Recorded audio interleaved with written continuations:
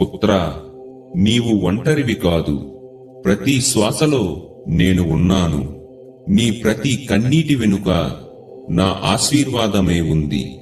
పుత్రా, శాంతంగా ఉండు. వెలుగు సమీపంలోనే ఉంది. నీకు బాధిస్తూ ఉన్నది నేను చూడడం లేదు, వినడం లేదు అని నీకు అనిపించవచ్చు.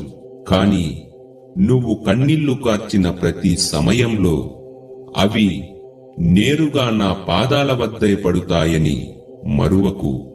పుత్రా, నీవు బాధతో తట్టుకొనలేను అన్నప్పుడు నా కన్నులు కూడా చెమ్మగిల్లి దీర్ఘశ్వాస పోయాయి.